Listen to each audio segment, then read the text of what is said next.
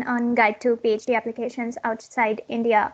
And since I've recently been part of this journey, I am kind of eligible to share my experiences with you guys. And maybe if you have any questions anywhere during this this whole narrative, which shouldn't be a monologue, feel free to interrupt me. And yeah, so this is a brief overview of the steps that I have taken to start my applications and reach my final destination. Now, these steps would vary from most person to person, but I think these are the overall steps that everyone has to go through for their applications, specifically for PhD in this case. And now I am not going through all the individual steps right now because I would be elaborating on each of these steps in my subsequent slides. Okay, so the first question you need to ask yourself is why? Why at all do you need a PhD degree? And with this, these are the questions that I was asked by the first person with whom I had actually communicated my intentions to start a PhD either in India or abroad.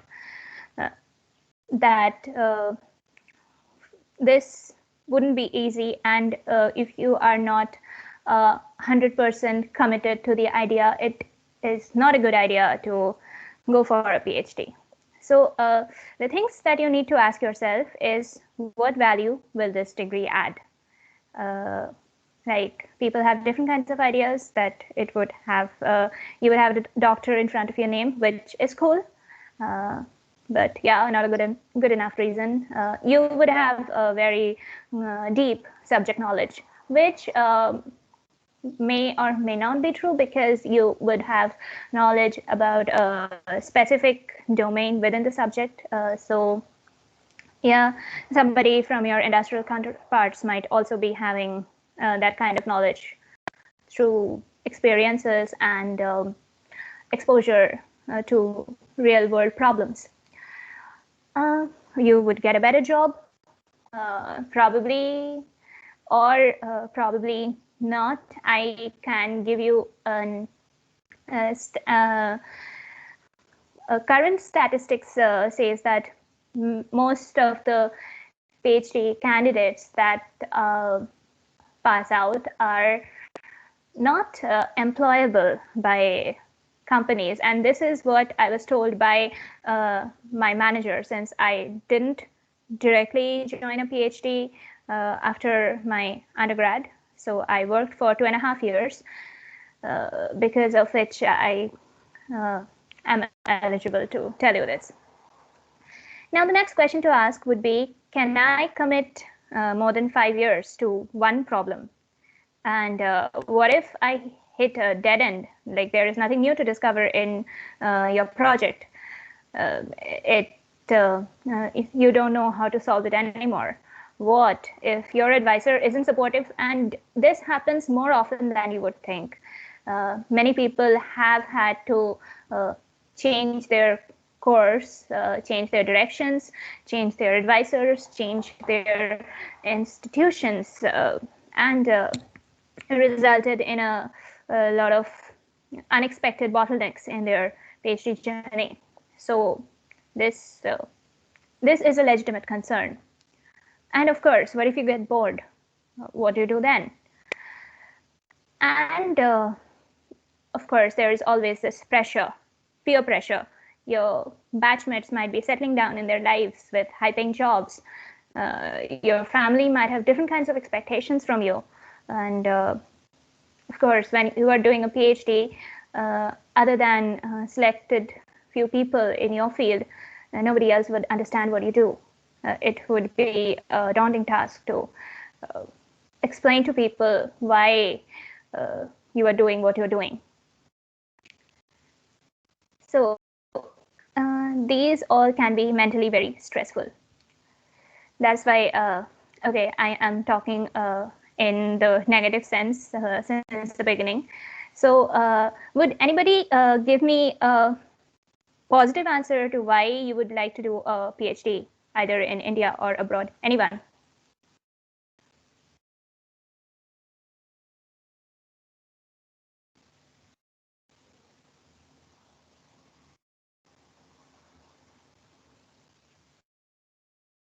Anybody?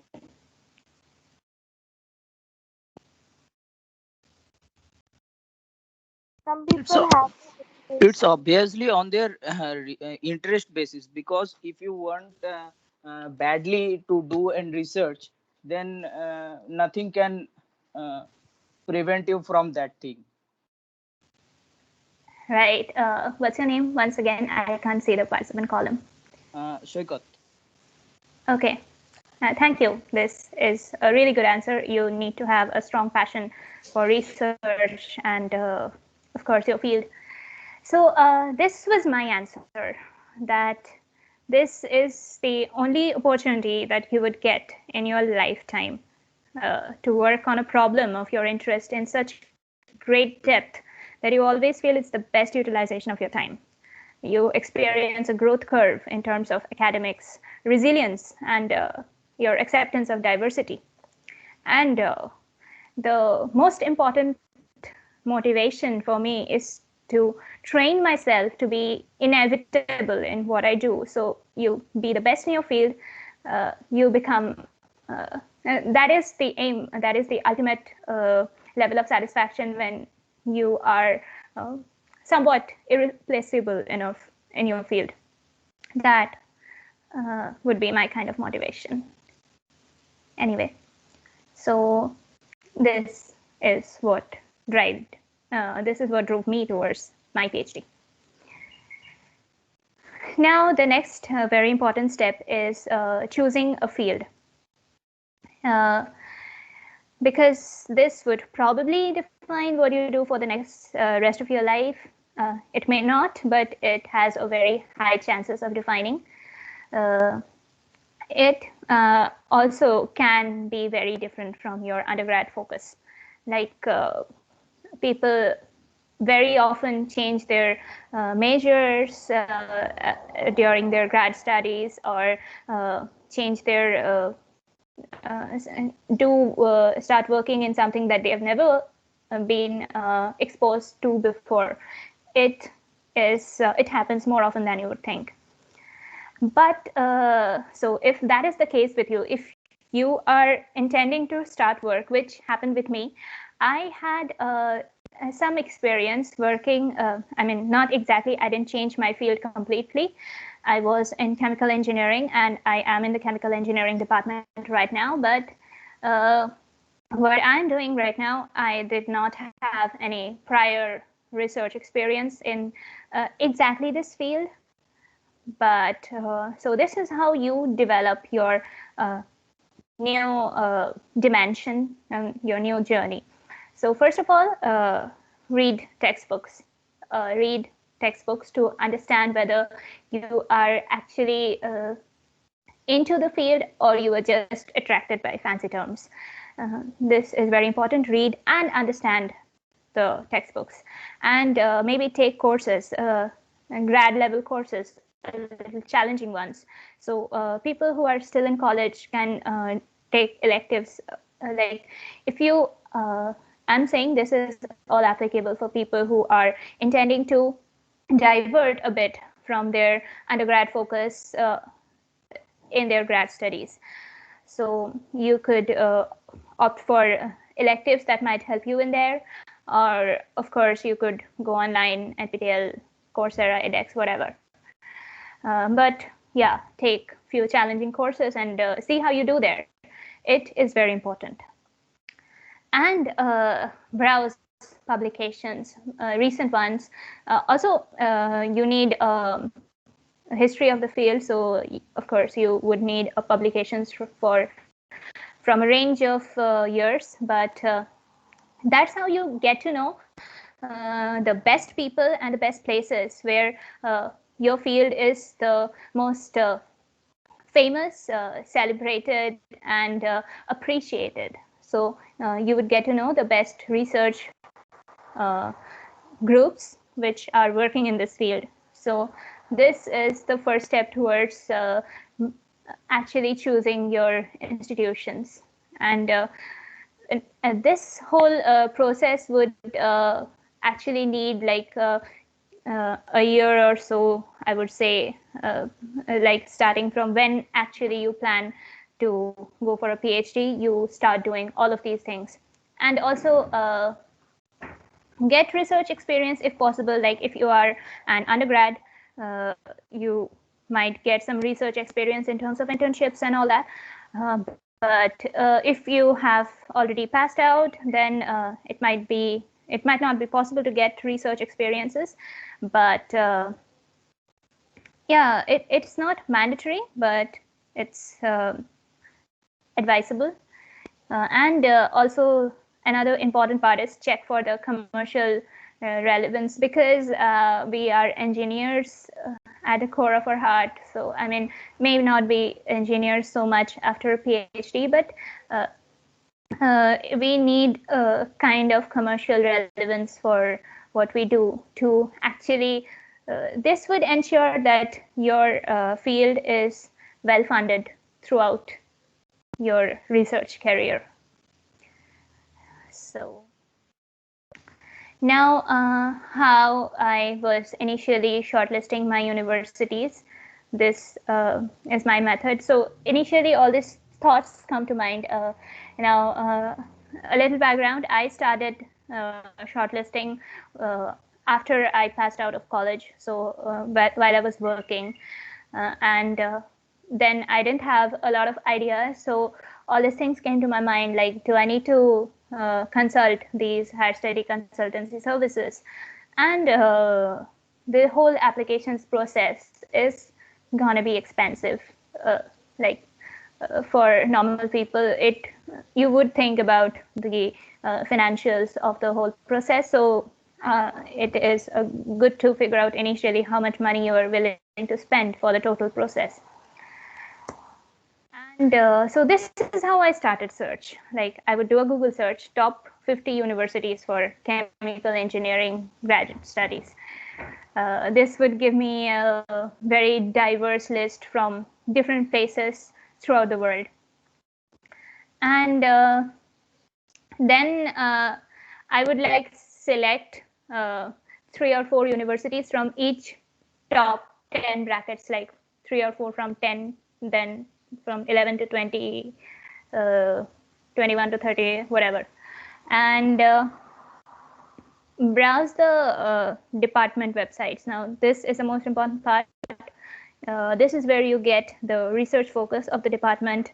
You check their faculty list and check what all the faculty in that particular institution are focusing on currently as their research preferences, who are the industry sponsors, and what are the application requirements, admissions requirements. Now, this is considering that at this stage, you already have a pretty good idea of where the best places in your field are. So after getting all the initial background study part, when you get to this part of the applications procedure, you are already pretty much aware. So this searching won't be as daunting as it looks like top 50 universities and all that. But now many people would tell you, which is true, that for a PhD, the most important thing to consider is the research group and its and how what is the output of that research group, how relevant that research group is in the academic community, and how good the professor himself or herself is, but you would also want to have a look at the university or the place where you are going. Like that is not completely irrelevant to your search, the university itself, because the university should have a diverse culture, an interdisciplinary kind of culture, where you would get help from different people that who might not be your immediate advisors. So that you, like I have mentioned before, that there might be problems with your advisors. You might have to change course within your degree. Lots of things might come up, and that is why you need to have the university in mind while looking for your grad study place. And shortlisting of universities, you need to look for the country where you want to go, where you would be willing to live for more than 5 years. And of course, in that sense, climate is also a factor of consideration. You may not want to live in Alaska, for example, for 5+ years, where it's like snowing all the year round. Some people might, some people might not. And different universities would have different application fees. Application fee part is the expensive thing about this whole process. And the standardized test requirements, there would be many universities which have discontinued the requirement of GRE in their applications. So these are the requirements that you must be aware of. And now the categorization into dream, reach, and safe choices.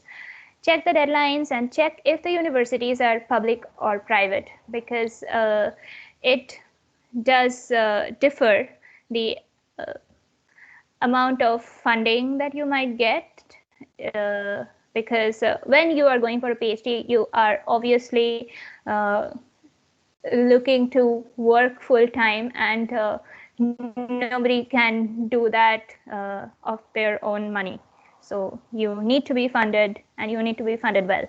So you need to check if the university is in a good standing to be able to fund you. And so these are the first first 4 steps of the applications. Now I would be going on to the next ones. If anybody has any questions about this first 4 steps, please go ahead, or I would maybe move on. Any questions?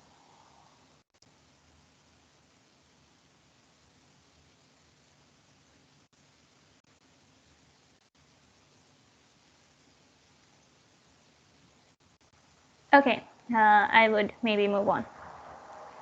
Now, the next part is setting a timeline. Now, this is a very ideal kind of timeline scenario that I have provided here. And let me tell you, I did not follow this. But yeah, this would be the ideal. Like, take your TOEFL or IELTS in July, start mailing prospective advisors July or before that. Take the GRE by August. You start communicating with your recommenders, and from September, the most top university deadlines would begin. Now again, this would differ based on countries. US universities, top universities deadlines would begin around September. Wouldn't be the same for Europe. Now I focused mostly on US. Because for me, I was BTech and I just wanted to pursue a PhD without going for the master's. I wanted to go for a direct PhD. Or you might even look for Canadian universities where deadlines would be around November, December, some in October maybe. And so based on the deadlines, you must be very clear about which are the deadlines for each of the universities you are applying to. And start working on your SOPs, CVs, and within October to January, within January, most universities' deadlines, like US, Canada, most universities' deadlines would be over. Some European universities might have deadlines beyond January. So February to April, you mostly await responses or make other applications. Regarding the applications, most of the applications would be completely online, but few European universities and might be having offline application processes. So in that case, you need to be aware of like how long it would take for like the traditional mail to reach the university. So that timeline you need to consider before setting up your dates. For me, I took my GRE in November, and but that wouldn't be a good idea.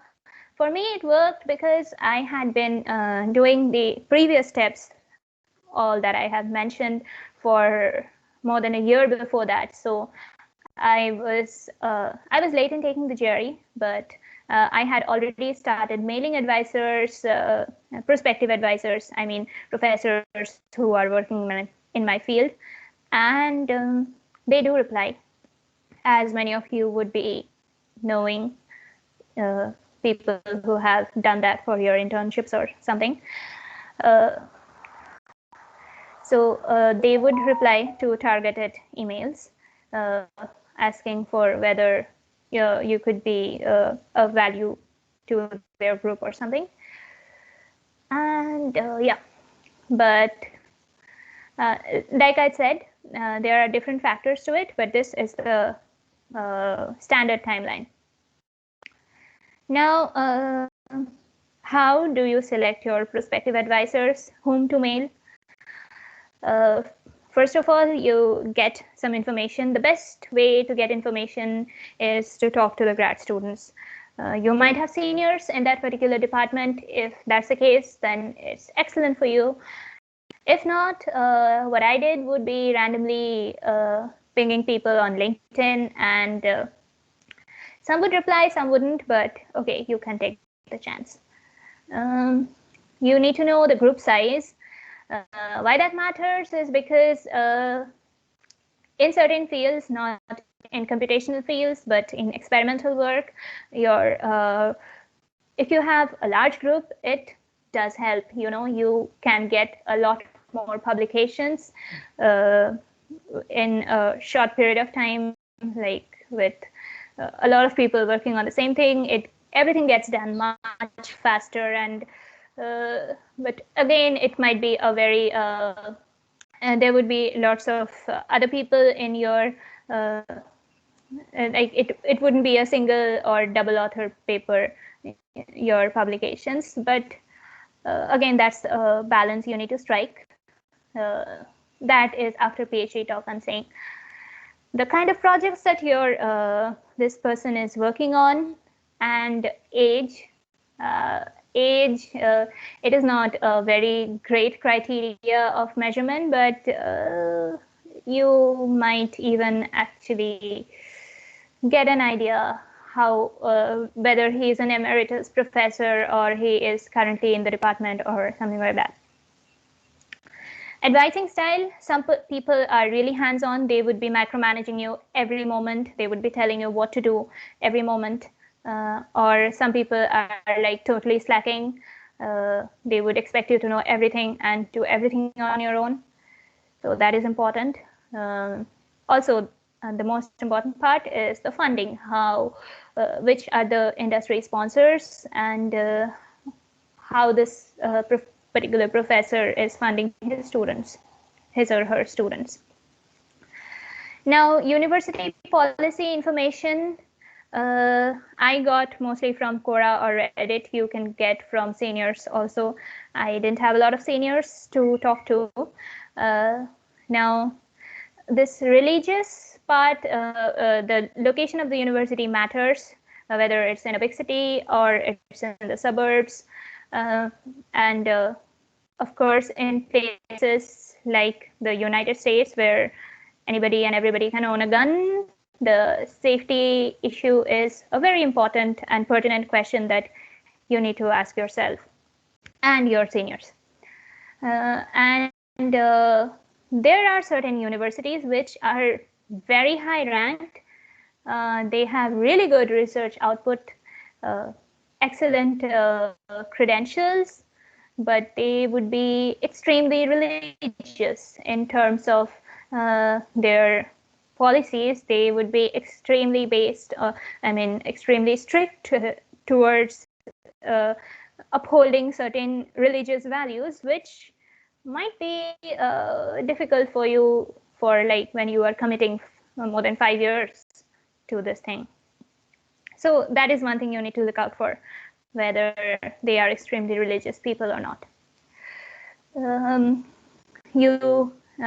Sending mails to professors. Now, these are a few general guidelines on how to send mails. Do not send generic mails. You would never receive replies on generic mails. This is how you start your mail, and read at least one publication in great detail before sending the mail, in detail such that you understand and actually have some insights on that publication, and always match your research interests with the professors. Now, about this, I would tell you about my experience. I had research experiences mostly in, I did one internship while in college, which was in catalysis, immobilization of catalysts, and for the next research experiences, I had a bit of research experience after my graduation in my organization, which was in corrosion. My undergrad thesis was in corrosion, but I was pretty certain in my mind that I did not want to continue doing research in corrosion subsequently. So I would talk to people who are doing research in polymers and related field. But there would always be something in what I have learned, some special skill which I have learned, certain application that I have seen in my previous research experiences that can be extended to that professor's field. So this is what you need to figure out. This this is how you match your interest with that of the professors if your previous work has been like completely different. So my point is, that way it also works. You do not necessarily have to work in exactly the same field as the professor you intend to work with in future. And try to ask insightful questions or suggest ideas about their research, which would actually really make the professor want to reply to your mail. And based on this above information, you prepare your final list of universities. I would say I have applied to 7 universities in the US. Now it is also important to have a plan B. Like, what if none of these things work out? My plan B was to do a master's in the Europe, because in the US, master's for me was not affordable, but okay, coming to that later.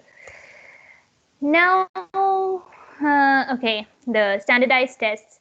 Many universities are doing away with the GRE requirement, but still other universities still have this requirement.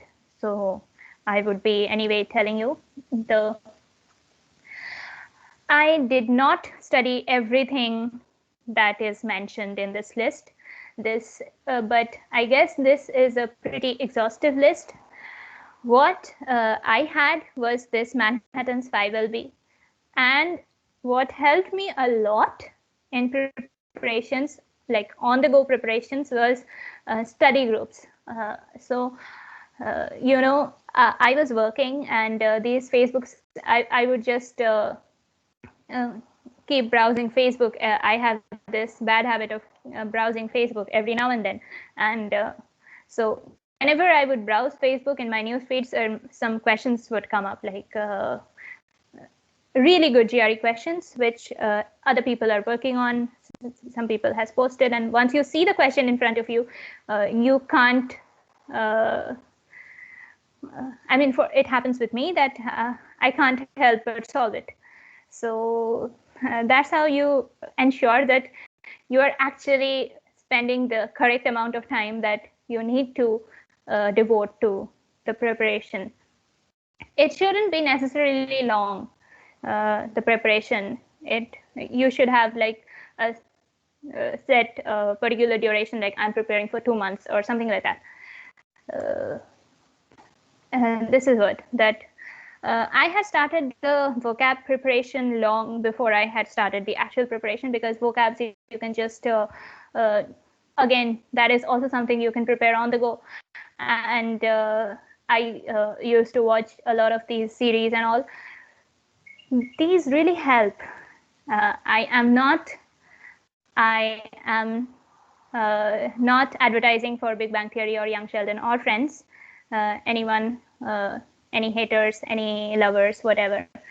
But once you focus on on the subtitles really well, once you have learned the words in your head and you focus on on each word that they speak, you would notice that these people of these series, and other series, of course, I mentioned just the ones I have watched, use a lot of GRE words in their everyday conversations, which we don't.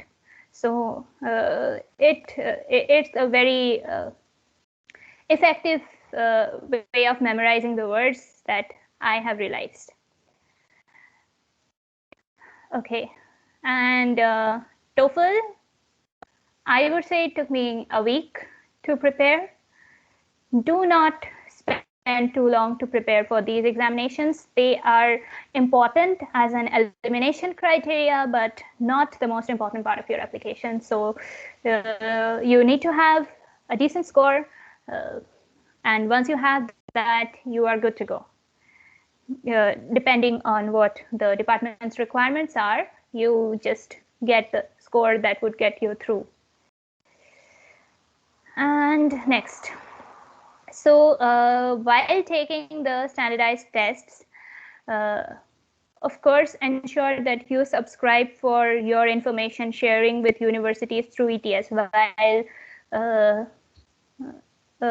making the test appointments. ETS would ask you, ETS is the educational testing service which conducts these tests, GRE, TOEFL, etc. And it would ask you whether you are willing to share your information with prospective universities that might be a good match for you. And I actually, since I didn't have a lot of seniors, I didn't have a lot of information on good universities. I actually got some knowledge on universities from GRE mails. Like they would keep sending you mails from different universities, and mostly those universities wouldn't be great universities, but one or two of them might be. So it's something that I would advise people to do. And about taking food and warm clothing, it might be a legitimate concern for some testing centers. They have their air conditioning temperatures are really low, and after a while you get too cold. This is something that you may not know if you are not actually going through with it. But once you know, you don't have anything to do about it. So this is my this is my advice. Now, attending seminars and webinars organized by universities, this really helped me a lot, in the sense that I actually got discounts, not discounts, I actually got my, by attending a seminar or a particular webinar from university, they would waive off your application fees. And like I said, I applied to 7 universities in the US. I did not pay the application fee for all of them. I think I paid for 5. So yeah, this is very helpful. And since it's the pandemic time now, but while I was applying, it was not the pandemic time. So I did have a better experience regarding seminars, because the seminars would take place in fancy places. Like I was in Delhi, so in fancy hotels in Delhi, and they would have like complimentary food and everything. So it's a nice experience. You get to know what you need to know, and you get to interact with the people from the universities, the few professors, few ex-students, and few admissions people, and then you get a good dinner for no cost. Yeah, those are anyway. And like many people are, like I said, I was also concerned if I should be going for consultancy services. I spoke to 3 different consultancy services. I visited their offices in Delhi, and I would encourage you and anyone who is applying to speak to consultancy services and maybe get your own opinion about them. I would share my opinion about consultancy services towards the end of this presentation. Any questions as yet? Anybody? Hello, ma'am. Yeah, hi. Hello. So my question is, what's the paramountcy of GRE and TOEFL and IELTS exam for the applications in foreign universities? What's the what? Paramountcy. What's the importance of GRE or TOEFL, or does like only feeling the professors to serve, or we need to have an higher grade in those exams to apply for the foreign universities? Okay, what's her name? Lisa. Oh, okay, Lisa.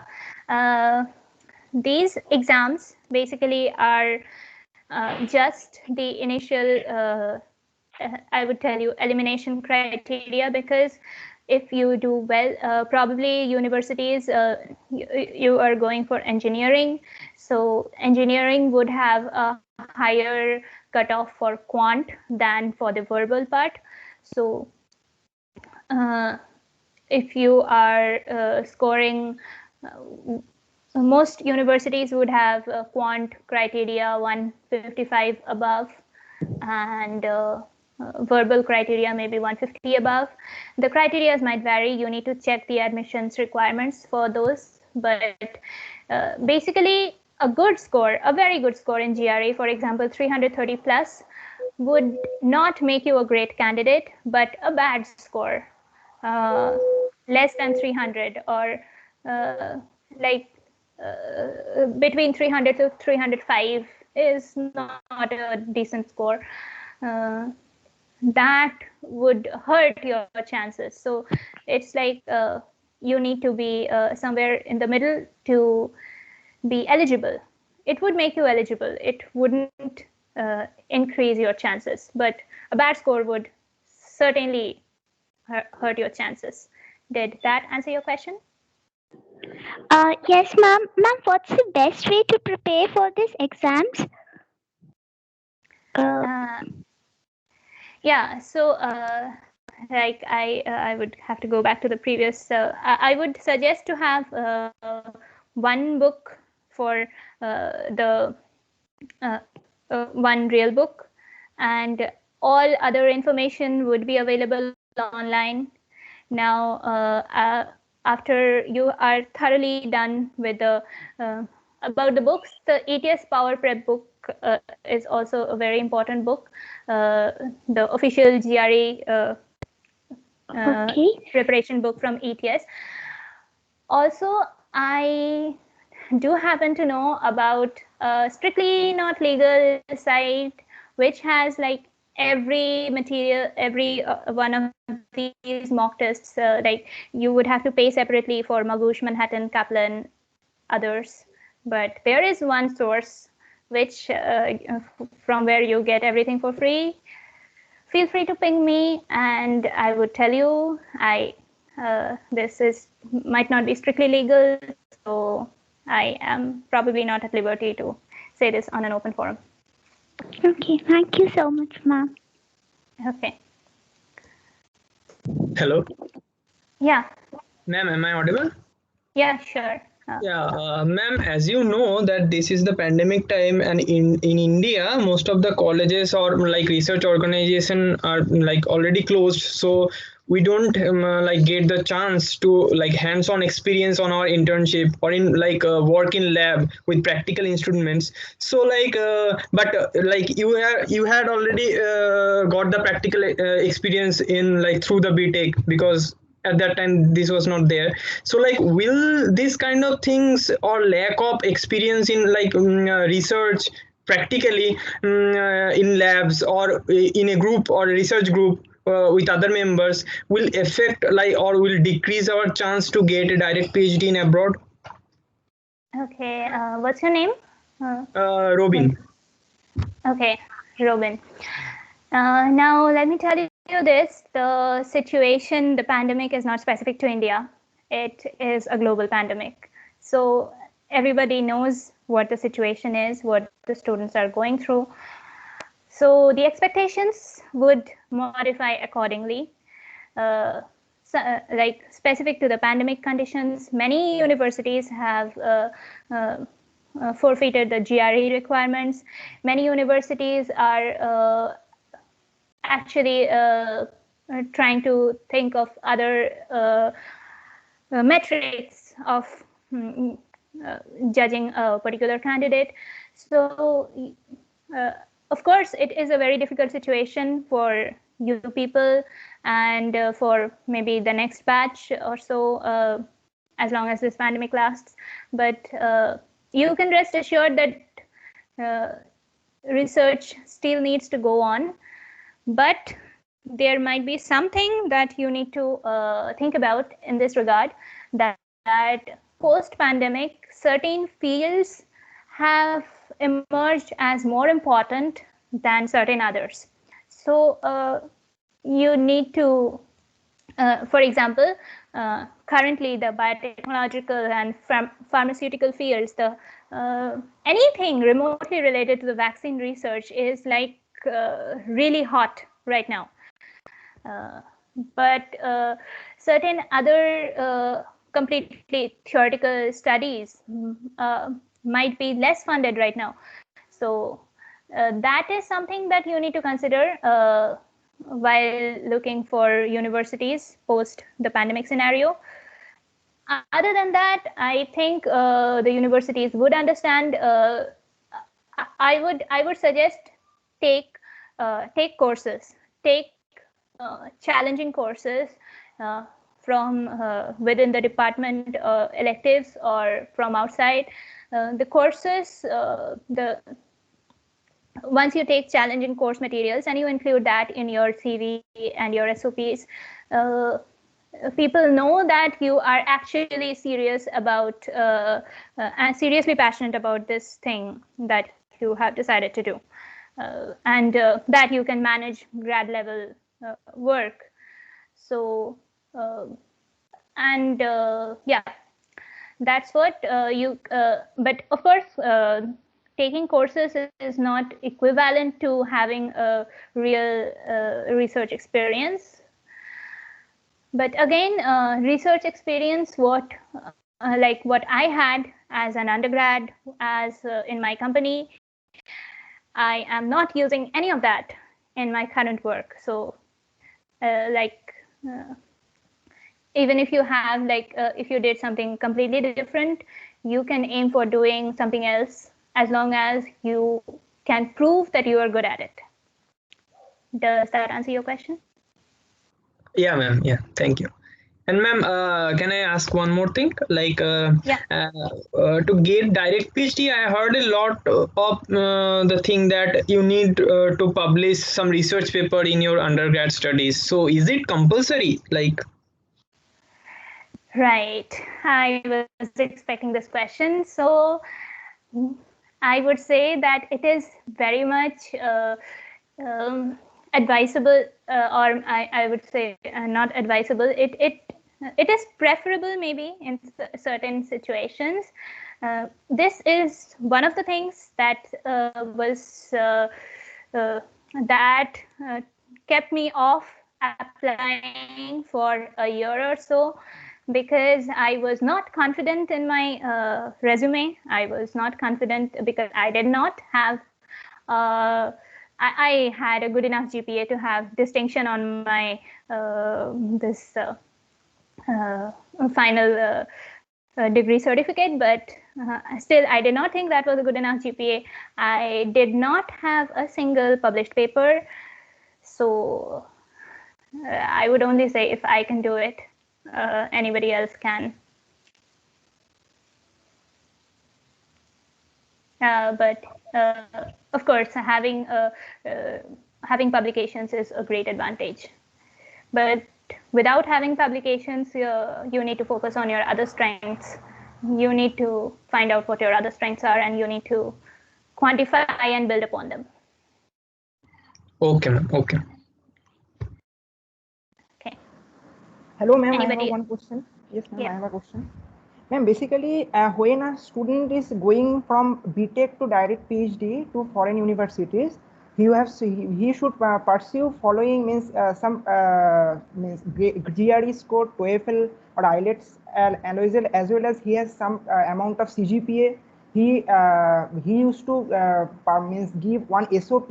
Many of the students have some publications, and all used to do more or less projects from any universities or IITs or various research organizations related to CSIRs. So the thing is that while getting direct PhD or MS PhD, integrated MS PhD to foreign universities, which thing matters most?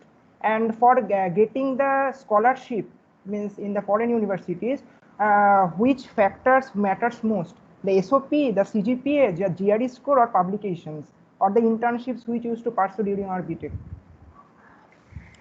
Right. Okay. So I think this would take me to the next part of my I would just anyway. What matters the most? This is the most common question. This was my most Googled question during my applications.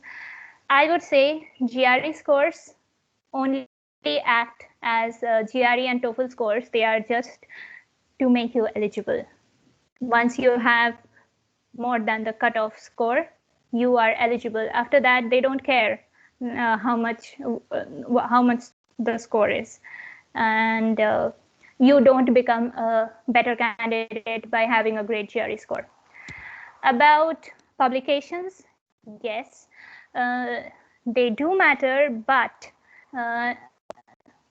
the publication, the quality of the publication, the journal where you have published, and the universities through your SOP or through your overall profile, they are intelligent people. They would figure out how much work exactly you have done for that particular publication.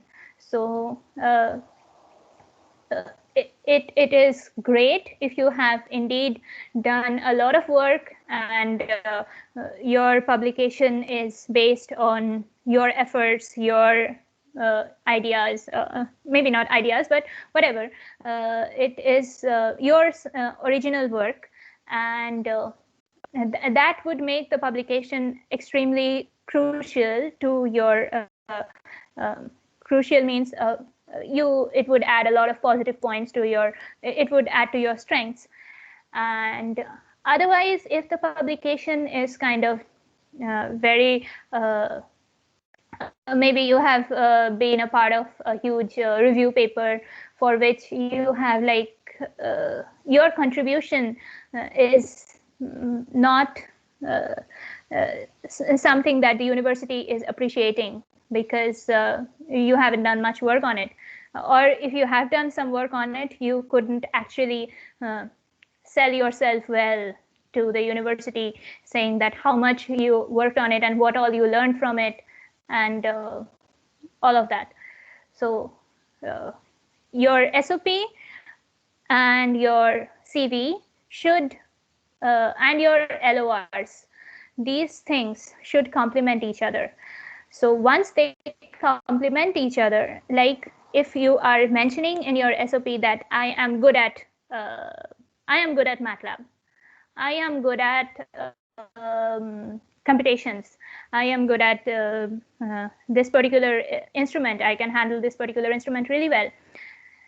This needs to get attested by someone you have worked with. So your LOR, the person who is writing the letter of recommendation, must be vouching for you that what you have mentioned in your SOP is true. That way your SOP is relevant. Otherwise, it is just another story which has no meaning. So what the crucial thing is, all of these aspects like SOP, LOR, publications, and your overall CV, all of these are important, but how important each one gets is dependent on the other ones, because they should be complementing each other, they should be interdependent. Each claim you make at one place should be corroborated by others. Only then your overall application is strong and it looks like, okay, this person is really what this person is making himself or herself out to be. So without that, now if you don't have if you don't have publications, if you don't have relevant research experiences, you could always talk to your recommenders, and you need to figure out your other strengths, some course that you have taken which you did extremely well, or maybe you have taken some course in which you did not do extremely well, but it is a very challenging course which people normally don't take. People are afraid of that, and you did that. And that particular course may be very relevant to the kind of work that you will be going to do. That way, you are a good fit. So basically, you can't say this one is more important than the other. Maybe you could say the LOR is a very, very important part of your application. It can make or break you. I mean, it wouldn't happen with you people because we have good professors at NIT Durgapur. So but there have been cases where people have got their chances have been affected by bad recommendations. Yeah. So finally, which one is the most important? There is not one answer to that. Like I said, it is interdependent. Did I answer it well? What's your name once again? Shubhadeep Paul. Shubhadeep, did I answer your question? Yes, ma'am. Thank you. Okay, and building upon Shubhadeep's question, I am going on to the next part of this application, which is writing the statement of purpose. I wouldn't say this is the most important part of your application. I wouldn't say this doesn't count. So this one, this is the particular PDF that I have followed. This is from MIT. They have this set of guidelines for writing the best statement of purpose. First is do your homework. Now, homework means what is it that your field, and the professor in the field who you are applying to, maybe not a professor, the university or the research group, whatever. And what is it that the university or the research group, what kind of skills do they want? And how can you match your experiences with those required skills? Then you reflect and brainstorm on paper. You just figure out, okay, these are my skills and these are my relevant experiences which attest to those skills. Once you are done with that, you have enough number of points. You start with an outline of your statement of purpose, where it would be like point-wise outline. You write the first draft, and this stage 5 is the most important part of writing the SOP, that it always needs to be edited and proofread by, I would say, 2 or more people, because you might be the best in vocab, you might have a great command over the English language, you might be a really good writer, but you still, this is something that the SOP is basically where you are selling yourself, and the idea is to make yourself a qualified match.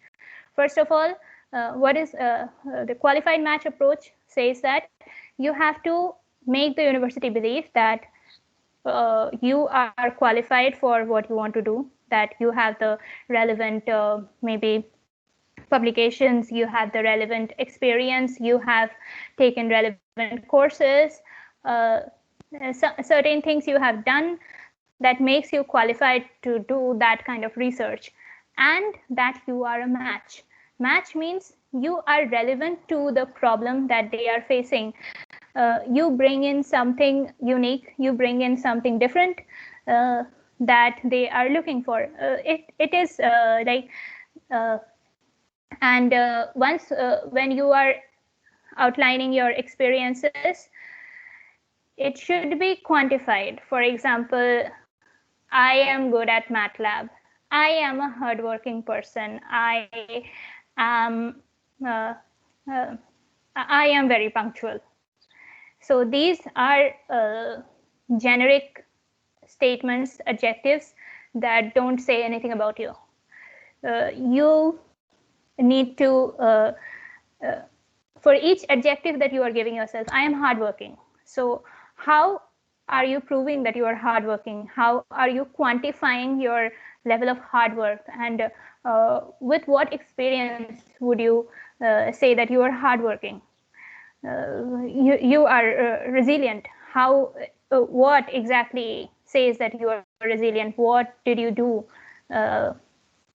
Of course, all relevant stuff to your research, not something you have done in your childhood, or maybe it doesn't really matter, like you know what you did, how passionate you were about the subject in your childhood or something like that. They are stories, they don't really matter. You need to be very specific about your experiences, and mostly focus on the recent experiences and quantify them, and interpret the quantified experiences that, okay, I can do, I am good at Excel, so I can do macros, I can do these things. So how and how am I interpreting this? How would this help me in my research? Because I know all these things, I would be able to do this things that this kind of research demands. And this is how you make yourself relevant. You know You get to know the kind of problems that this university or this department is working on.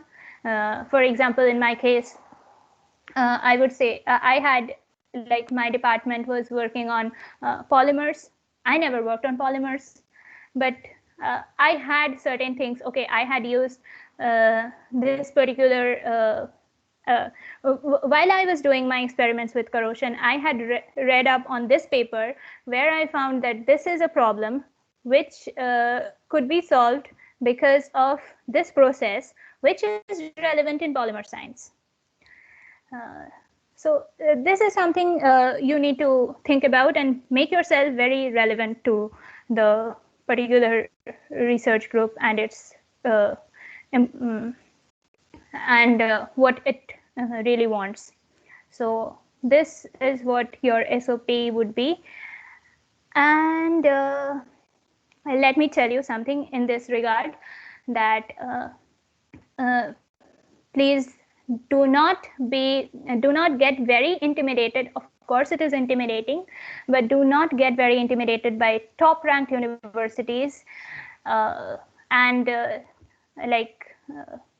because people get too intimidated by top ranked universities, they end up not applying. I had applied for MIT.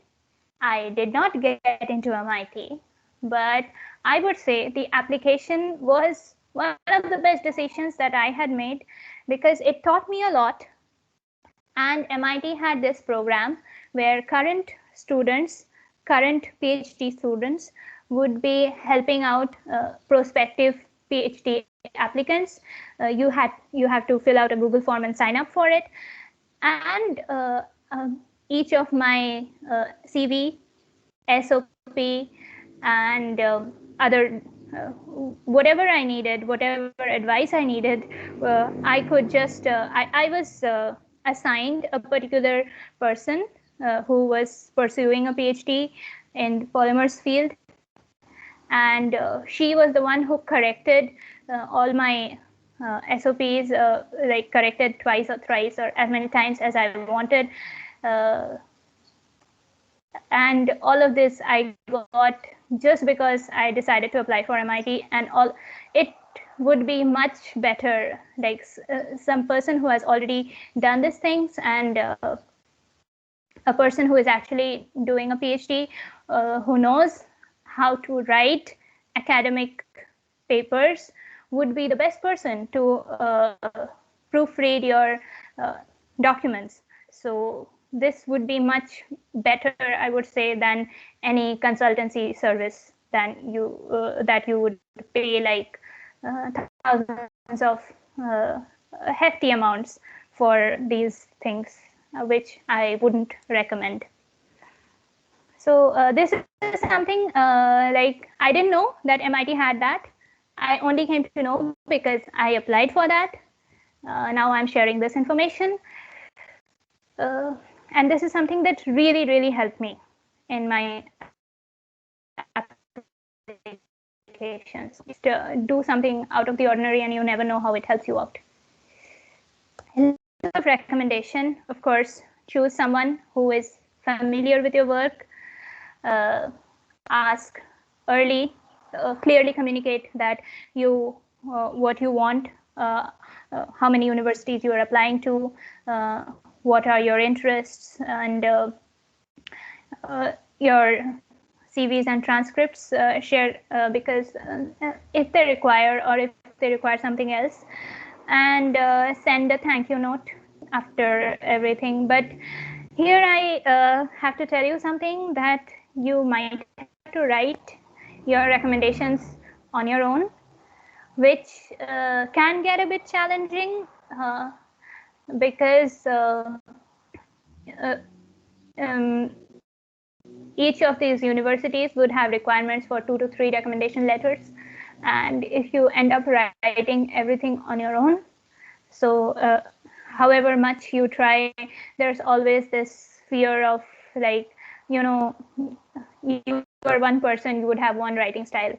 So this is something you need to be very cautious. So this is, once again, if you are writing the recommendation on your own, it again makes sense to get it checked by pertinent people who would be having a good experience with it. If anybody is interested after this, I would be happy to share if anybody wishes, like whatever experience I have got, I would be happy to correct or anything regarding SOPs or whatever. Anyway, so now I am going to the final steps of these final stages of these steps. Submission of applications. So after you have got an admissions offer. Now this is specific to the pandemic situation that I wanted to share with you guys, because this is not something other batches had experienced before, and since this year also it has not changed, and you never know what is happening next year. So I just wanted you to have a sense of what is happening right now. Normally you would communicate your acceptance to the universities, apply for visa, and then mail prospective advisors, and then just get set go. That's all. But in this pandemic, what would happen is your university might ask you to defer. It might ask you to defer by 6 months. It might ask you to defer by 1 year. It might ask you to start your semester remotely. And in certain very unfortunate cases, it might even revoke your application.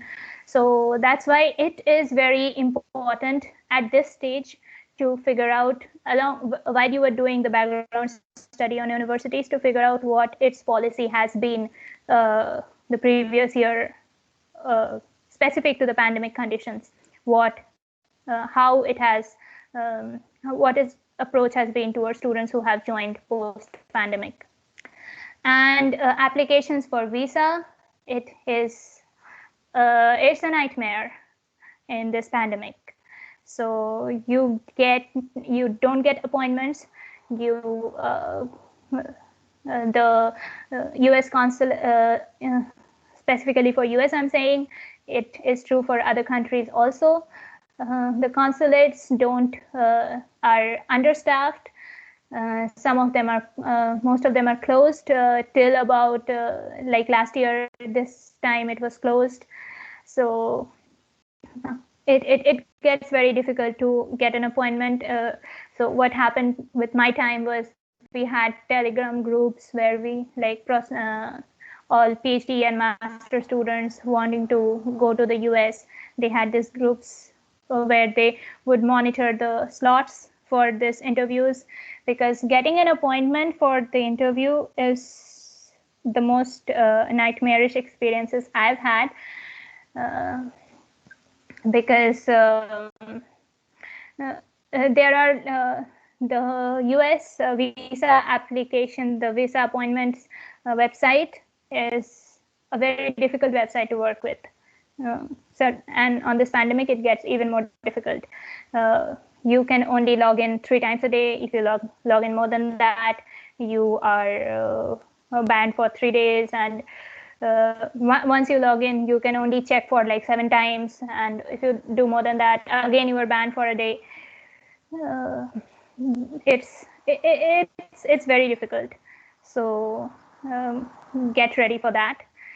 And yeah, preparation for visa interviews, this would be relevant for people who have already done it. So, okay, visa interview is mostly a cakewalk, but certain things are there which you can, of course, get information and do it well.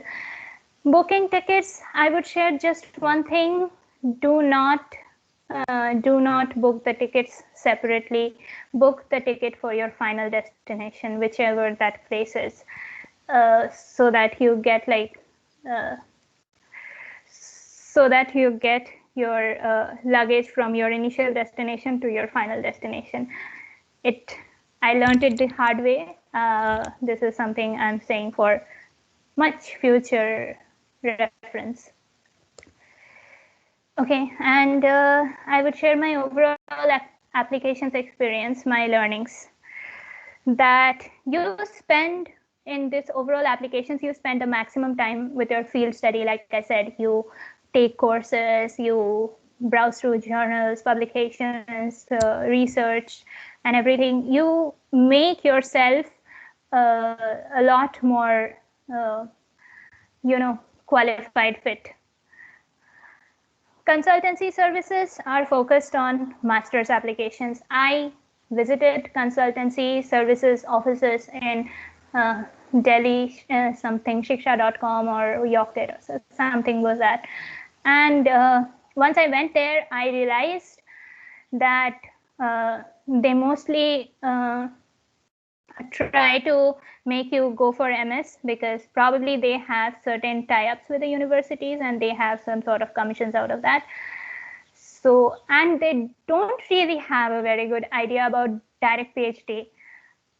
Because I had already done my background study on so many different universities, I had almost memorized the different university websites, like the department websites and their requirements. I realized once I went there that I know a lot more about PhD applications than they do. I mean, it might sound like bragging, but it's actually not. They are focused on MS applications. So good for you if you are going for MS. You could most probably go for these consultancy services, but they are not good enough for PhD applications. Also, have a backup plan. There, you might do all of these things and it still might not work out for you. You always have to keep that in mind. What if now this works out? And so my backup plan was a master's in Europe, or I could continue with my job and try one more time. And make a calculated budget estimate for all of these steps, like your GRE, TOEFL would cost you, your applications would cost you, everything else would cost you, your score submissions would cost you. It is a very expensive process to me. So yeah, make a calculated budget estimate. Webinars and seminars are a great source of information and discounts, like I said, because I attended webinars and seminars, I got certain free stuff. GRE verbal preparations happens very well on the go. Yeah, this is very important. You can use all of these apps. You don't need to actually sit and study for GRE verbal preparation. It happens quite well while you are traveling, you are going somewhere or doing whatever. Watching series, relaxing. And I would say our NIT Durgapur professors are extremely helpful in this process. Of course, if you know whom to approach and how, means you need to have some, you need to know that person, the person needs to know you, whoever your recommender is. And yeah, do not get intimidated by top universities. Apply to at least one. It may or may not work out, but yeah, the application, probably you would be spending like, I spent $75 for MIT application, but I don't regret it. It helped me a lot. So yeah. But again, like I said, I did not apply to MIT just because it is a top university. I applied to MIT because it had this polymers and surface group, which had research focus, which was very relevant to what I wanted to do. So when I say apply to a top university, it doesn't necessarily mean that apply to a top university because it is a top university. Of course, it has to be relevant to your field or whatever you want to do. And yeah, any questions? Hello, ma'am. Yeah. I'm Piyush Kumar, ma'am. Nice to meet you. Yeah, thank you. Ma'am, my question is not regarding the academics, but I wanted to know that as you said that you were in Delhi and then now you are in USA. So what was your experience? I mean, if this in this situation, if we get the opportunity to go there, if we are being fortunate in future, then what will it be like for us there? Okay, like you are asking for my experiences after coming here, Yes, after ma'am, coming yes, to ma'am. the US. Yeah, so of course, when I came here, it was still not mandatory for all the international passengers to have uh, to for all the international passengers to be tested before the flight. So I did not get tested before flight, but so I quarantined for 14 days, which was okay with me. And since I came during the pandemic, I deferred by 6 months. I came in January. I was supposed to come in August. And since then, I haven't really traveled much, even though in this country right now, they have removed the mask mandate for people who have got both the vaccine shots and but still you never know, and that's why I don't feel very safe not wearing masks. And as to my research, okay, so if I would share my research topic right now, I am excited for it. It is my research focus would be on it's on membranes. It is continuous purification of mRNA for vaccines, production of vaccines. So yeah, it is a kind of very relevant field right now. So I am enjoying this. And here in this country and in this university, I had been mandated to test myself twice every week. Now I got vaccinated. Even after getting vaccinated, I am testing myself once every week. Before that, I used to test twice every week without fail. So all my classes were hybrid. Some classes were online, some classes were offline. Initially, all first 1.5 months, all classes were online, but we still had to test uh, twice every week. Like it doesn't matter you have COVID or not, you just get tested. And it is university mandated, so you can't skip it. And but I think it's a good thing, because they would close down the university if they have like more than 30 positive cases in a week, which I think is a really it is a very aggressive policy, but it did help to contain the virus, and it did help to maintain the safety of people in and around the campus. So I would say it has both pros and cons of it. On the other side, I couldn't actually travel much all these months because of the pandemic. I have only traveled very less, and like New York City is like 2.5 hours drive from my place, and I haven't been there yet. So, and as to my department, I would say the professors here, they are extremely enthusiastic about their work. You get to know, I got to know a lot about COVID vaccines from since the time I have come here, because there has been extensive dialogues and sessions on that. And there's always extensive seminars to attend, and so you are always like you are always aware of what is happening in the research community. So and there's a lot of scope for interdisciplinary research, which I like the most. That there has been people who have shifted to physics, who have shifted to chemistry, who have shifted to material science, maybe 2 or 3 years down the line in their PhD even. So there's a lot of freedom and opportunities if you know how to get them.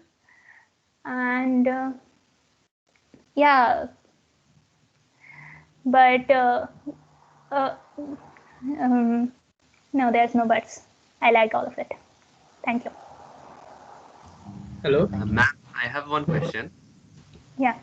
Yeah, about like the expenses from college to college will differ, I know, but can you give a little bit overview of the expenses while doing the PhD, or like how much expenses there like? Okay, so expenses means your stipend would be enough to cover all your expenses. Would be comfortably enough to cover all your expenses, and I think the general trend is that private universities, they have better funding, so probably you would receive more, a bit more if you are going for a private university. Public universities, maybe, but it wouldn't be anything that wouldn't cover all your expenses. So yeah, what was your question? Did I answer that? Yeah, like you answered that. And another thing, like about choosing the country. Let's say right now I am in doubt about choosing between three countries, say Canada, USA, and Germany. So, like, let's say all the three countries have some X university which fulfills my goal. So, how to choose between them so that like choose the best out of three? Of course, it depends on your personal preferences. I wouldn't have come to the US if I had planned for a master's. I would have gone to the Europe because I had acceptances from European universities on masters. That was my plan B, like I said. But for Canada, yeah, Canada has also very great research universities. There are certain personal preferences regarding that. Like, I am a bit afraid of cold all the year round, so I wouldn't. And Canada has the climate of Canada scares me out a bit. It's not that where I'm staying, it's like it is also, it snows in the winter and all that. Again, also what you need to consider is the kind of place you'll be staying at. For example, in the US, if you are going for places like San Francisco or anywhere in the California region, you would be paying endless amounts of money just because of just for rent and surviving there. So that is also something you need to consider while choosing the country of choice. And maybe if you are planning to, depending on whether you are planning to be an academic or you are planning to join the industry after your PhD. If you are planning to join the industry after your PhD, you need to be aware of the scenario, like companies which are located, maybe the university which has tie-ups with this company. So it would be none of these universities have campus placements like we had in our undergrad. So you need to be connected to people. You need to be you need to have a great amount of alumni connect. So, and that is also another factor which would help you decide on which one you would prefer. Did Thank that you. answer your question? Yeah. Okay. Thank you, ma'am. Hello, ma'am. Yeah. I have a question that like, did you face any kind of interview after getting selected in the PhD program? Like from someone like in my senior, like I got a news that she like applied for a university in Moscow, and she had to like give an exam and then give an interview, and then got the chance to be there. So like, did you face that thing, or it is like specific university specific? I would say it is university specific, and it is also kind of country specific, because US universities don't usually have that interview thing after acceptance or something. Few European universities might have that. Few, like you said, Moscow, Russian, it would be very different. I mean, it wouldn't be entirely different, but certain Canadian universities also probably would ask you for some interview, virtual interview or something. So that would be another another kind of preparation, preparing for a virtual interview. But I from my peers, who had those interviews. Okay, I'm not exactly correct about US not having interviews, because there are few universities which would have interviews, and I know people who have had that. But yeah, okay, as long as you have done your research, your background research about your field, you have taken courses, you know what you want to do and how you want to do it. Interview shouldn't be a big challenge. That's what I would say. But yeah, there might be interviews, but not very common in the US. Mostly not in the US. Okay, ma'am. Thank you, ma'am. And one more question I would like to ask you, that you have spent 4 years in BTech at NIT Durgapur, and you have like already little bit familiar with our culture of research, or like practicals, or working with professors or other like PhD guys. But did you find anything new about like working with their groups? Anyways, like, what is the research culture actually? I want to ask. Thing. Yeah, the culture is something. It would be different. In terms of the fact that you would be getting a lot of freedom in choosing, in designing your experiments, but there would always be but again, this differs from group to group. There might be some professors who are really hands-on, which might be preferable for certain individuals who would prefer to have clearly set objectives. But I would say in a PhD, once you know that you don't exactly know what you are achieving, what you would achieve at the end. If you know that, then it's like it's kind of anticlimactic. You figure out things, and you change your directions based on that. I would say in the US, it's a lot more informal. Your communications with your advisors, with your seniors, people would be a lot more informal. I wouldn't say that in NIT Durgapur they didn't help, but here maybe people are a bit more inclined to help you, I would say. And once again, you just need to know the right way to ask for help.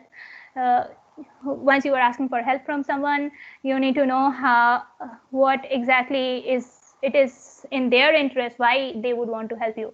So once you figure that out, so you can get help from anybody. That is one thing, and like I said, it's very informal. Professors would take you out for lunch and all very often, and stuff like that. fun activities happen very often, and there are very close-knit Indian communities, Indian students communities who would be, you need to interact with them, and once you have that kind of interaction with Indian students communities, you feel a lot at home. You don't, sometimes I even forget that I'm in the US. I open the window, I see a white person, and I'm like, oh, what is this person doing here? And then I realize, oh, okay, I'm in the US. So what I'm saying is my experience has been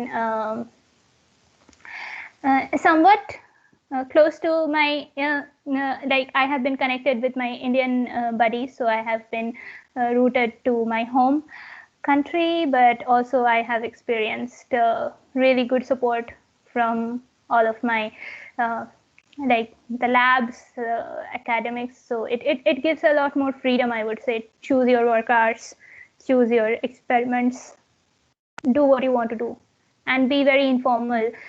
Disagree with your advisor, disagree and have a debate and do whatever. But again, all of this is not generic. It depends specifically on the advisor. So don't take my word exactly, like word for it, kind of literally. That has been my experience, I would say. Yes, yes, ma'am. Thank you, ma'am. Okay.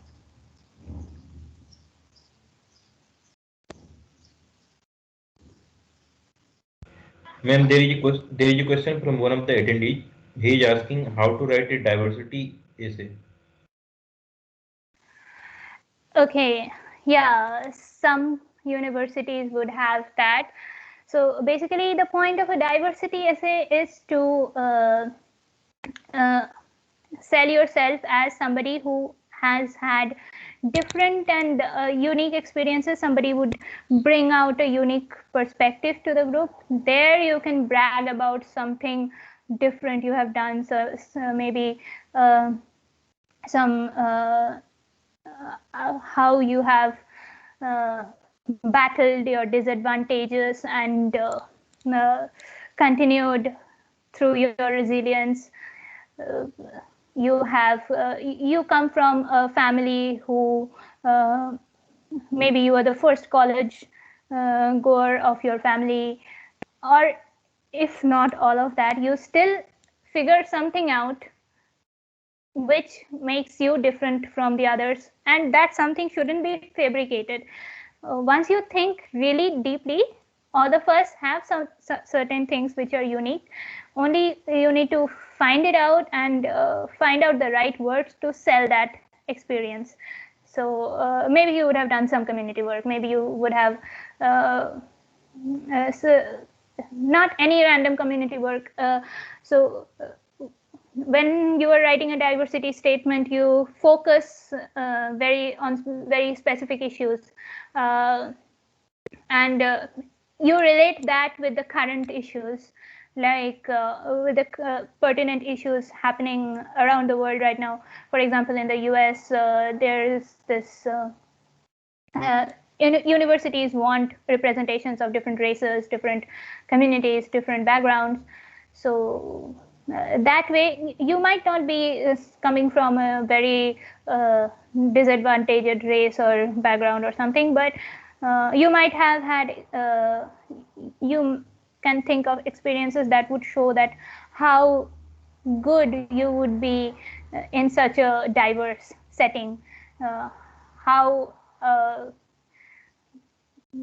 the diversity of the university would enhance once they have somebody like you, because you don't just need somebody from different communities, you need somebody who would keep all those people together. So you might be that person. You might be a great communicator with all different sorts of people. So diversity statement is where you focus on all of these qualities, your soft skills. Okay, ma'am, I think he has got the answer. There is another question from Vedasuruti Majumdar. She is asking, Didi, is TOEFL exam necessary for someone who has studied in an English medium school throughout his or her life? I would say for the US, it doesn't matter whether you have had like TOEFL is something that they deem necessary. So once you are absolutely sure of applying, then only go for TOEFL, because TOEFL score stays active for only 2 years. So but there might be some places, but I think most places still need either TOEFL or IELTS or something like that. It doesn't matter if you are coming from an English medium background. They still want to know that you can speak English. Yes, ma'am. I think CH got the answer.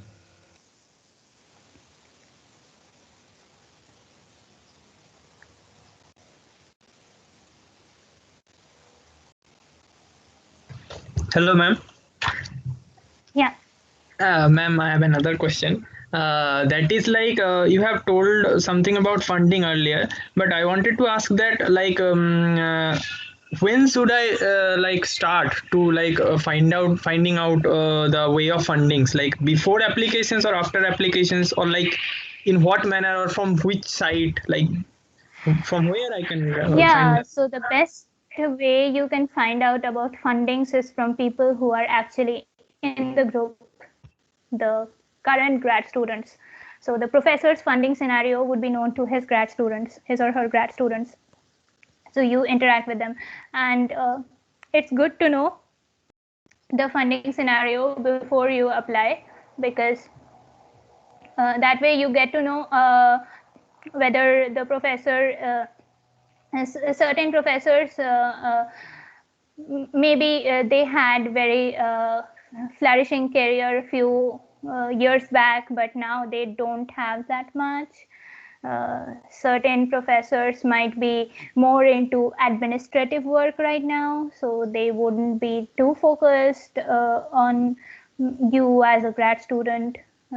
So the funding is something that you need to ensure before applications. And of course, the best way is to get to know from the grad students. It helps if you have seniors, like if you have your college seniors or some other college seniors, in that university.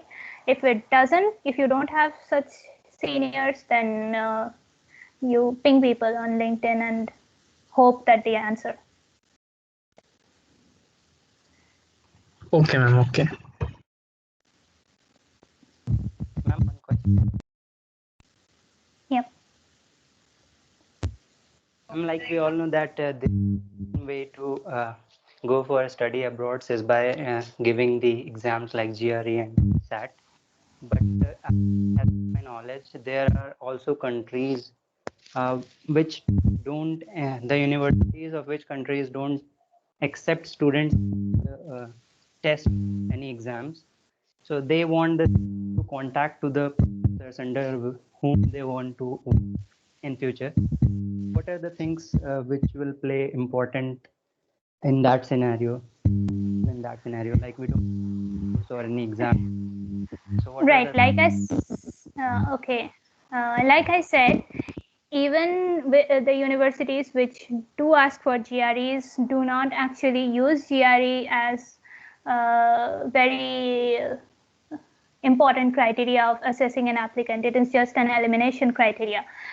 And if you have done a master's and then you are applying for a PhD, might be in many European universities you won't be requiring to sit for a GRE.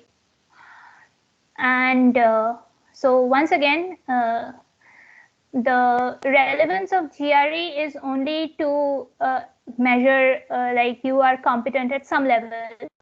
You can do quant, you have some verbal competency, but the other aspects of your application, like I said, your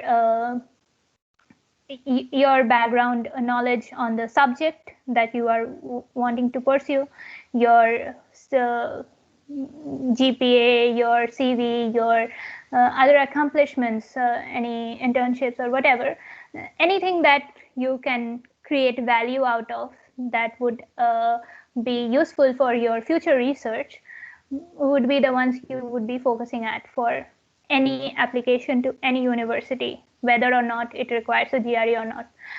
And you would, of course, be writing to professors.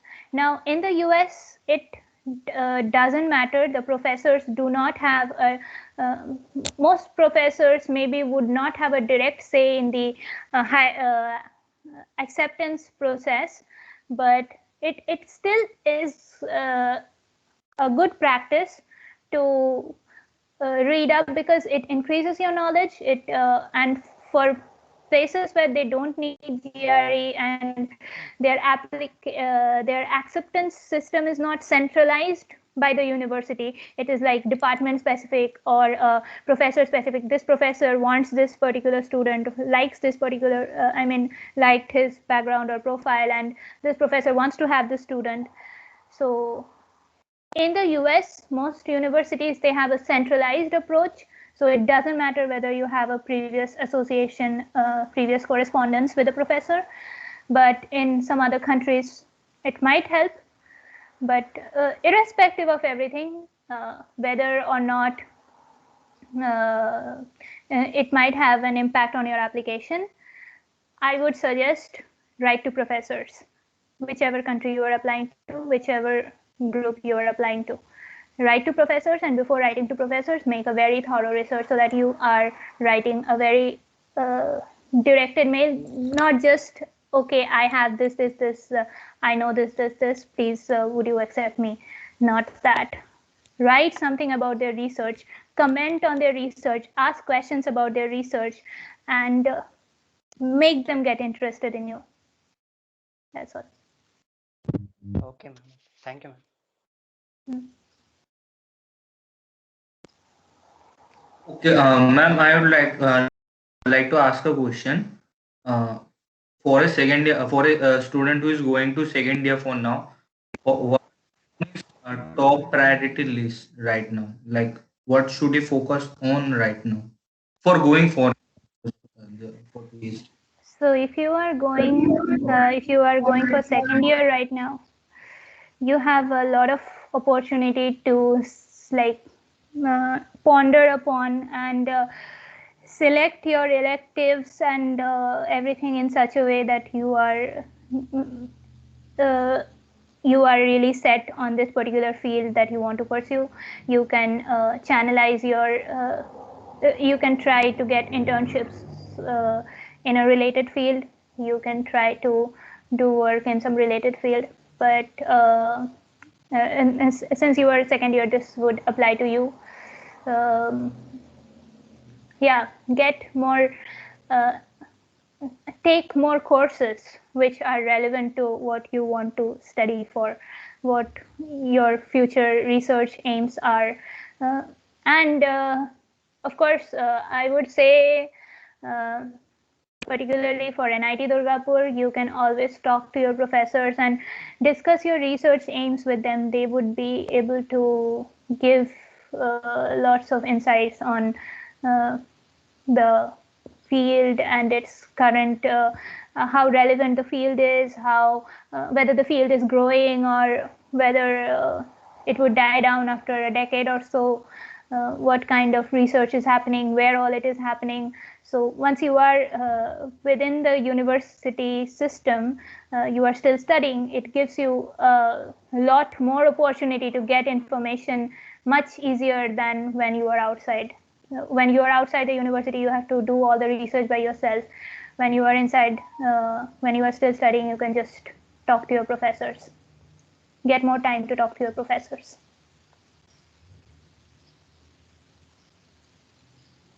Thank you. Thank you. Yeah, it did answer my question. Yeah. I was asking, like, you are talking about increasing the CP points, like CP points in a way that it affects my research work also, that it directly influences what I want to research upon, right? Yeah. So I said, yeah, CGPA is of course important. You need to maintain a decent CGPA, and yeah, take relevant courses.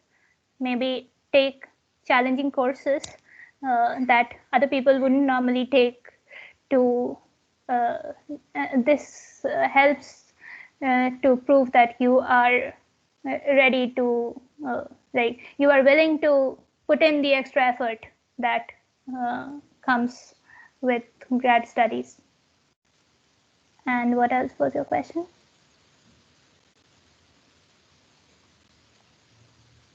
Thank you. Thank you very much.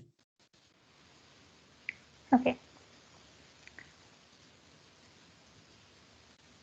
Ma'am, I have a question. Means, how do you feel in doing the PhD, and what are your job preferences after doing this?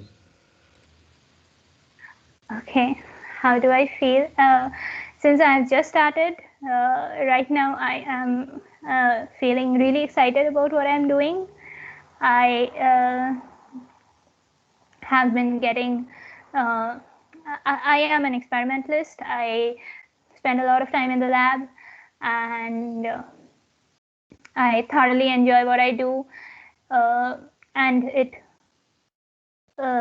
here my experience has been such that I could just come into the I mean, I can come to the lab when I want, I can get out when I want, and that gives me when I know that I have that kind of freedom, it really helps to keep up my enthusiasm. And yes, like I said, I am doing currently my work is focused on continuous like my thesis is supposed to be on continuous purification of mRNA for vaccines research. But of course, there are very diverse, different aspects of it.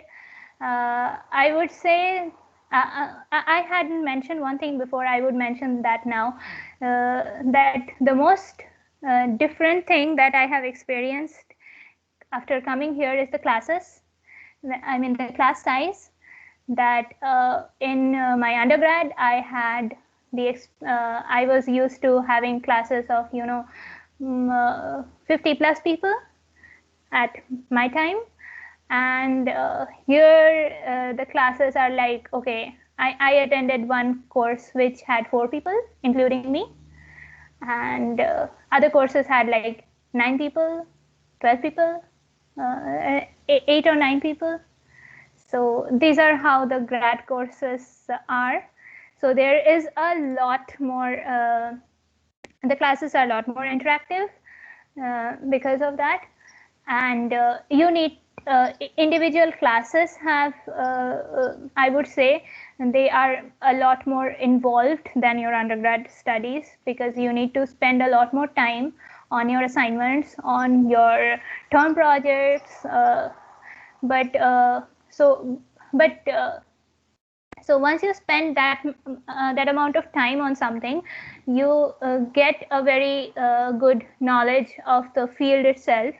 And you always have, so everything is very focused on getting publications and protecting your ideas. So people here are very focused on getting patents, which I think is a very different thing from India.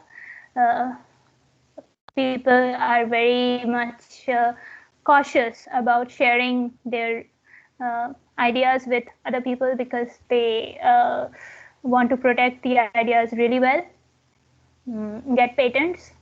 And okay, my future aspirations in this field, I would currently, as of now, I haven't yet thought of going for a postdoc. I don't know, 2 or 3 years down the line, I might change my mind, but as of now, I am hoping to work for a company that cares about these problems that I'm currently working with. Okay, great to know, ma'am. Thank you for sharing your views. Okay. Hello, ma'am. Yeah. I have a question. Like, as you have told earlier that you have already done a job, I think 1 year after BTech. So like I want to ask that suppose I am in like just in my 4th year now, and if I have like after my BTech, if I'll do some job for 1 or 2 year, or do like get a position for RA for 1 year, and after that I have like I will apply for PhD, will that affect like the gap? Will that affect that much for my applications, like if you have a gap? Um, for my case, my job was for 2.5 years. I mean, it was supposed to be 2 years, so it became 2.5 years because of the pandemic. But anyway, in my case, I think my job added to my experiences, because my first job was at a research facility at GE Water. It was GE Water, now it has become Suez Water Technologies and Solutions. So I was pretty much continuing my my undergrad thesis work in my first job, because I was working on corrosion. I had worked on corrosion in my undergrad thesis. I was working on corrosion in my first job. So in my case, I would say a lot of luck happened, but it kind of enhanced my resume, I would say. But there is always this thing about the gap, that you are not in touch with basic core subjects for a long time. Maybe you get exposure to other things, but so once I came here, I realized that I had to put a lot more efforts. I had forgotten lots of basic concepts. I had forgotten lots of basic formulae, but it's okay. It's not something that you can't take care of, because of course the idea behind going for higher studies is that you are ready to spend as much time as your work requires. So once you are ready to do that, you can bridge the gap. But the gap, does it affect your applications? If your job is in something like entirely different, you are working an IT job, and you want to pursue a PhD in some in your core field, then it might not be a very good thing. But in my case, it certainly worked out in my favor, I would say. So it depends on the kind of job, the work experience. If it's relevant, and I got one of my recommendations from my manager. So I think that helped my manager, who actually supervised my research work at my job. So yeah, that helped me. Okay, ma'am. Thank you for your information.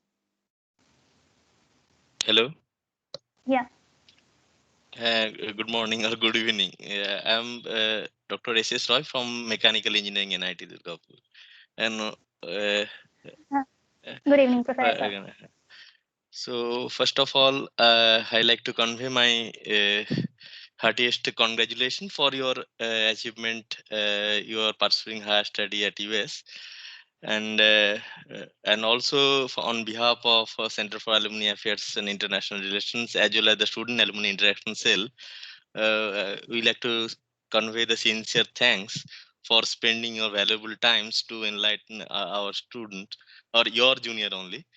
And I like to share something like we have taken some initiative from the Center for Alumni Affairs as well as the Student Alumni Interaction Cell, that we have launched one program called the STAMP, Student Alumni Mentorship Program. So we seeking your help in this particular program. If you can mentor a few student, current student, it will be helpful for our current student to to choose the proper area, proper institute. So in that respect, I will be more happy if you can mentor Robin as well as Audrija. So I think they will be benefited from your mentorship. Sure, I think I'm connected with them on LinkedIn and other social media sites. I would be happy to. Okay, I did not share my mail IDs, I think. If anybody is interested, please I think write it down. Robin will be interested because we have observed his interaction in today's session. So Robin, Yes, sir. I think you got your mentor, no? Yes, sir. Sir, I have already sent ma'am a request in LinkedIn, I think. Okay, now Okay. today after this meeting it will be approved. Okay. Yeah, I was happy to connect. I mostly accept anybody from my from NIT Durgapur, so it's okay. And I think I haven't shared my mail IDs. If anybody is interested, I would just say it right now. If somebody would note it down, it would be banikr@rpi.edu. That is my work mail, or my personal mail rbanik96@gmail.com. So I'm sorry I didn't share it on the PPT. This is for anybody who is interested. Otherwise, I am also open to discussing anything or helping anybody out on LinkedIn or any other forum that we are connected in. Okay, my Facebook ID is a bit different, so it confuses people. My Facebook ID is not Riddhi Banik, it is Irene Ritz Adler, so it confuses people. I'm sorry for that, but yeah, I would be happy to help anybody who needs anything that I can help with. Okay, thank you and all the best. And now I request organizer to give vote of thanks.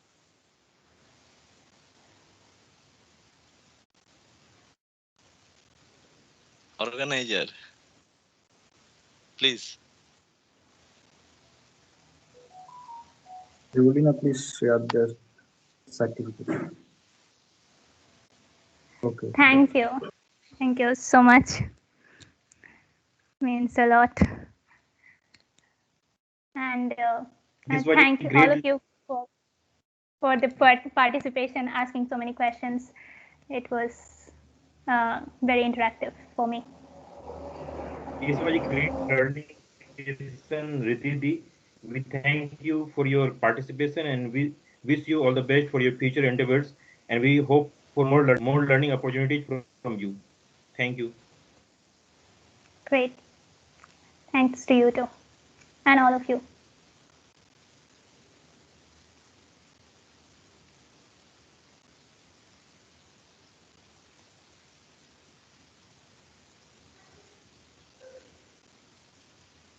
Thank you, ma'am. Thank you.